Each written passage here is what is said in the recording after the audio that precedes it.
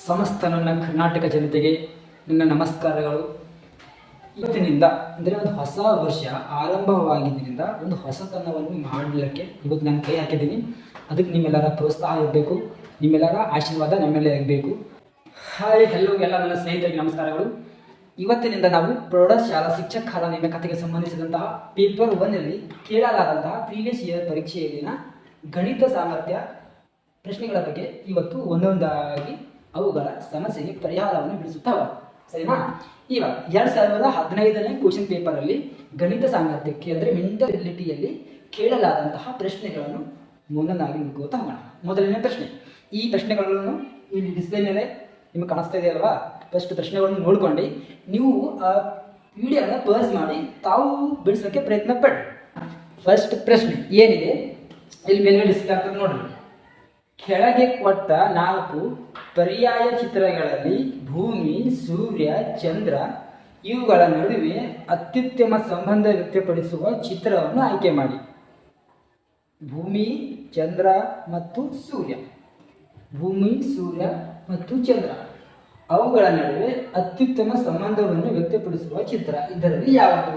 ಇವಾಗ ನೋಡಿ, ಭೂಮಿ, ಚಂದ್ರ ಮತ್ತು ಸೂರ್ಯ ಇವುಗಳು ತೆಗೆದುಕೊಂಡಾಗ ಅವು 3 ಒಂದೇ ಆದಾಯವನ್ನು ಫಸ್ಟ್ ಆಫ್ ಆಲ್ ವಿಚಾರ ಮಾಡಬೇಕು. ಇಲ್ಲಿ ನಾವು ಆಯ್ಕೆ ಮುಖಾಂತರ ನಾವು ಸಂಬಂಧವನ್ನು ಬೆಳೆಸ್ಕೋತಾ ಹೋಗ್ಬೇಕಾಗುತ್ತೆ. ಇವಾಗ ನೋಡಿ, ಇಲ್ಲಿ ಇದರ ಅರ್ಥ ಏನು? ಒಂದಕ್ಕೊಂದು ಸಂಬಂಧ ಇದೆ, ಇದ್ರ ಒಳಗಡೆ ಇದು ಬರುತ್ತೆ, ಇದ್ರ ಒಳಗಡೆ ಇದು ಬರುತ್ತೆ ಅಂತ. ಆದರೆ ಭೂಮಿ, ಚಂದ್ರ, ಸೂರ್ಯಗೆ ಹೋಲಿಸಿದರೆ ಒಂದರ ಒಳಗಡೆ ಒಂದು ಬರೋದಿಲ್ಲ. ಹಾಗಾಗಿ ಮೊದಲನೇ ಆಯ್ಕೆ ತಪ್ಪು ಅಂತ ನಾವು ಹೇಳಬೇಕು. ಇವಾಗ ನೋಡಿ, ಎರಡನೇ ಆಯ್ಕೆ ಏನು? ಇಲ್ಲಿ ಕೂಡ 2 ಕೊಟ್ಟಿದ್ದಾರೆ, ಕೇವಲ 1 ಮತ್ತು 2, ಒಂದರ ಒಳಗಡೆ ಒಂದು ಇದೆ ಅಂತ ಅರ್ಥ. ಅಂದರೆ ನಮಗೆ ಕೊಟ್ಟಿರ್ತಕ್ಕಂಥದ್ದು 3 ಯಾವ್ಯಾವು? ಭೂಮಿ, ಸೂರ್ಯ, ಚಂದ್ರ. ಇಲ್ಲಿ ಕೊಟ್ಟಿರ್ತಕ್ಕಂಥ ಆಯ್ಕೆಯಲ್ಲಿ ಕೇವಲ 2 ಮಾತ್ರ ಕೊಟ್ಟಿದ್ದಾರೆ. ಹಾಗಾಗಿ ನಾವು ಸರಳವಾಗಿ ಇದು ತಪ್ಪು ಅಂತ ಹೇಳ್ಬೋದು. ಇವಾಗ ನೆಕ್ಸ್ಟ್ ನೋಡಿ, 3ನೇ ಆಯ್ಕೆ, ಇದನ್ನೇ ಬೇರೆ ಇದೆ, ಇದೇ ಬೇರೆ ಇದೆ, ಇದೇ ಬೇರೆ ಇದೆ. ಇವಾಗ ನಾವು ಭೂಮಿ, ಸೂರ್ಯ, ಚಂದ್ರನ ತೆಗೆದುಕೊಂಡಾಗ ಭೂಮಿನೇ ಬೇರೆ, ಸೂರ್ಯನೇ ಬೇರೆ, ಚಂದ್ರನೇ ಬೇರೆ. ಏಕೆ? ಸೂರ್ಯ ಕೂಡ ಒಂದು ನಕ್ಷತ್ರ, ಭೂಮಿ ಒಂದು ಗ್ರಹ, ಚಂದ್ರ ಏನೆಲ್ಲ ಉಪಗ್ರಹ. 3 ಕೂಡ ಬೇರೆ ಬೇರೆಯಾಗಿವೆ ಅಂದ್ರೆ ಏನು? ಇದು ಬೇರೆ, ಇದು ಬೇರೆ, ಇದು ಬೇರೆ ಅಂತ ಅರ್ಥ. ಹಾಗಾಗಿ ನಾವು ಆಯ್ಕೆ 3 ಸರಿ ಅಂತೇಳಿ ಹೇಳ್ಬೋದು. ಸ್ನೇಹಿತರೆ, ಇವಾಗ ಎರಡನೇ ಪ್ರಶ್ನೆ ಏನಿದೆ ಇಲ್ಲಿ ಡಿಸ್ಪ್ಲೇಯಲ್ಲಿ ಕಾಣಿಸ್ತದೆ. ಫಸ್ಟ್ ನೀವು ಪಾಸ್ ಮಾಡ್ಕೊಂಡು ಅದನ್ನು ಸಮಸ್ಯೆಯನ್ನು ಫಸ್ಟ್ ಪರಿಹಾರ ಮಾಡ್ಕೊಳ್ಳಿ. ಆಗಲಿಲ್ಲ ಅಂದರೆ ಆಮೇಲೆ ನಮ್ಮ ಸೊಲ್ಯೂಷನ್ ನೋಡಿ. ಸರಿನಾ? ಇವಾಗ ನೋಡಿ, ಎರಡನೇ ಪ್ರಶ್ನೆ ಏನಿದೆ ನೋಡಿ. ಒಬ್ಬನು ಪೂರ್ವ ದಿಕ್ಕಿಗೆ 1 ಕಿಲೋಮೀಟರ್ ನಡೆದು ನಂತರ ಅವನು ದಕ್ಷಿಣ ದಿಕ್ಕಿಗೆ ತಿರುಗಿ 5 ಕಿಲೋಮೀಟರ್ ನಡೆಯುತ್ತಾನೆ. ಹಾಗೆ ಮುಂದುವರೆದು ಮತ್ತು ಪೂರ್ವಕ್ಕೆ ತಿರುಗಿ 2 ಕಿಲೋಮೀಟರ್ ನಡೆಯುತ್ತಾನೆ. ಅಂತಿಮವಾಗಿ ಅವನು ಉತ್ತರ ದಿಕ್ಕಿಗೆ ತಿರುಗಿ 9 ಕಿಲೋಮೀಟರ್ ನಡೆಯುತ್ತಾನೆ. ಆಗ ಆ ವ್ಯಕ್ತಿಯು ತನ್ನ ಆರಂಭಿಕ ಸ್ಥಾನದಿಂದ ಎಷ್ಟು ದೂರದಲ್ಲಿದ್ದಾನೆ ಅಂತ ಕೇಳಿದ್ರೆ ಪ್ರಶ್ನೆ.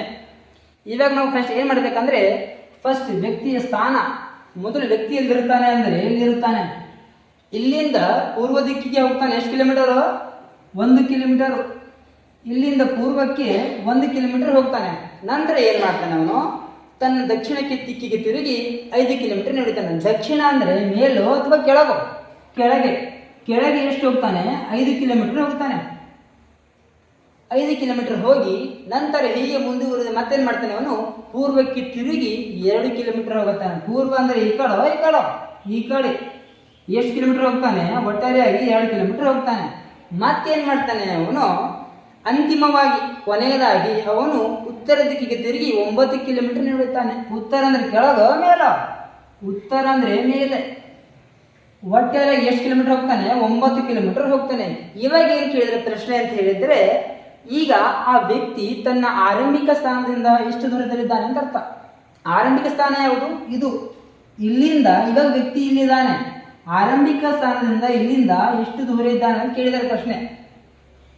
ಮಹಾಪ್ರಭುಗಳೇ, ಇವಾಗ ನಾವು ಏನು ಮಾಡ್ಬೇಕಂತ ಹೇಳಿದ್ರೆ, ಇವಾಗ ನಾವು ಒಂದು ತ್ರಿಭುಜವನ್ನು ರಚಿಸ್ಕೊಳ್ಬೇಕು. ಇದು ಎಂಥ ತ್ರಿಭುಜ ಆಯ್ತು? ಇವಾಗ ಲಂಬಕೋನ ತ್ರಿಭುಜ. ಲಂಬಕೋನ ತ್ರಿಭುಜ ಮೇಲೆ ಪೈಥಾಗೋರಸ್ ಒಬ್ಬ ಮಹಾನ್ ವ್ಯಕ್ತಿಗಳು ಅದರ ಮೇಲೆ ಒಂದು ಪ್ರಮೇಯ ಹೇಳಿದರೆ, ನಿಮಗೆ 10ನೇ ತರಗತಿಯಲ್ಲಿ ಸಂಪೂರ್ಣವಾಗಿ 4 ಮಾರ್ಕ್ಸಿಗೆ ಪ್ರಶ್ನೆ ಅದಕ್ಕೆ ಹೇಳಿದರೆ ಎಂದು ನಿಮಗೆ ಅದರಲ್ಲಿ ಗೊತ್ತೇ ಇದೆ. Fix question 4 marks, most important question. ಇವಾಗ ಕೂಡ ಇಂಪಾರ್ಟೆಂಟ್, ನಾವಿದ್ದ ಕೂಡ ಪ್ರಮುಖವಾದ ಕ್ವಶನ್ ಅವ. ಸರಿನಾ? ಇವಾಗ ಲಂಬ ಕೋನ ಇದ್ದಾಗ ನಮ್ಗೆ ಏನು ಗೊತ್ತಿರಬೇಕು? ಈ ಕೋನ ಗೊತ್ತಿರಬೇಕು. ಮತ್ತೆ ಕೋನ ದಯವಿಟ್ಟು ಕ್ಷಮಿಸಬೇಕು, ಬಾಹುಗಳು. ಈ ಬಾಹು ಮತ್ತು ಈ ಬಾಹು, ಈ ಎರಡು ಬಾಹು ಗೊತ್ತಿದ್ದಾಗ ಮತ್ತೆ ನಮಗೆ ಈ ಬಾಹುವಿನ ಉದ್ದವನ್ನು ಕಂಡುಹಿಡ್ಕೋಬೇಕು ಬರ್ತದೆ. ಇವಾಗ ಪೈಥಾಗೋರಸ್ ಥಿಯರಮ್ ಏನು ಹೇಳ್ತಾರೆ, ಲಂಬಕೋನ ತ್ರಿಭುಜದಲ್ಲಿ ಪೈಥಾಗೋರಸ್ ಪ್ರಮೇಯ ಏನು ಹೇಳ್ತಾರೆ ಅಂದರೆ, ವಿಕರ್ಣದ ಬಾಹುವಿನ ವರ್ಗವು ಉಳಿದೆರಡು ಬಾಹುಗಳ ವರ್ಗಗಳ ಮೊತ್ತಕ್ಕೆ ಸಮನಾಗಿರುತ್ತದೆ ಅಂತ ಹೇಳಿದ್ದಾರೆ.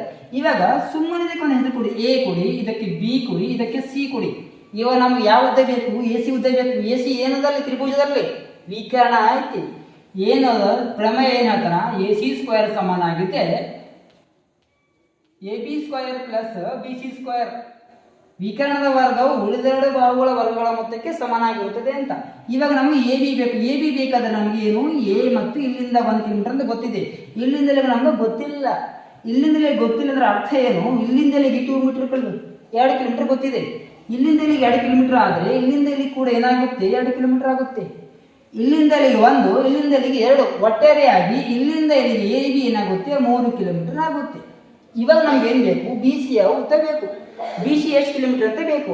ನಮಗೆ ಇಲ್ಲಿಂದ ಇಲ್ಲಿಗೆ 9 ಕಿಲೋಮೀಟರ್ ಅಂತ ಗೊತ್ತಿದೆ, ಆದರೆ ಇಲ್ಲಿಂದ ಇಲ್ಲಿಗೆ ಎಷ್ಟು ಕಿಲೋಮೀಟರ್ ಅಂತ ಗೊತ್ತಿಲ್ಲ.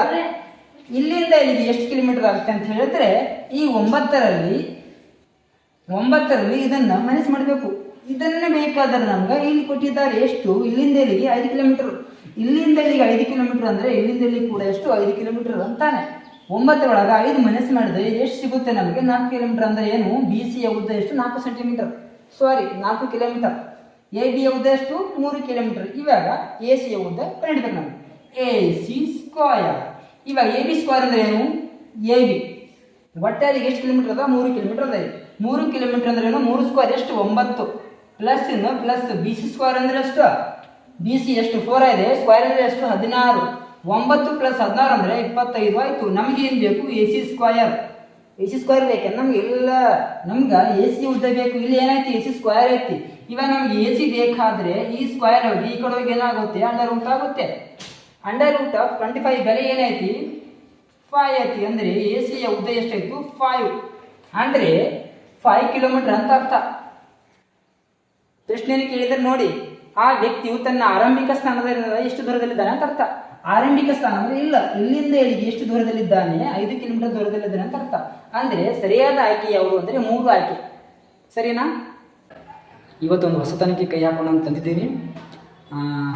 ಹಾಗಾಗಿ ಈ ಹೊಸತನವನ್ನು ಒಂದು ಯಶಸ್ವಿ ಪೂರ್ಣವಾಗಿ ಆಗಬೇಕಾದ್ರೆ ನಿಮ್ಮ ಆಶೀರ್ವಾದ ಎಲ್ಲ ನಮ್ಮಲ್ಲಿ ಇರಬೇಕು. ಹಾಗಾಗಿ ಇವತ್ತಿಂದ ನಮ್ಮಿಂದ ನಿಮಗೆ ಒಳ್ಳೆಯದಾಗಲಿ, ನಿಮ್ಮಿಂದ ನಮಗೆ ಒಳ್ಳೆಯದಾಗಲಿ ಅಂತ ಹೇಳ್ತಾ ನಾನು ಈ ಕಾರ್ಯವನ್ನು ಕೈ ಹಾಕ್ತಾ ಇದ್ದೀನಿ. ಇದಕ್ಕೆ ನಿಮ್ಮೆಲ್ಲರ ಸಪೋರ್ಟ್ ಬಹಳ ಮುಖ್ಯ.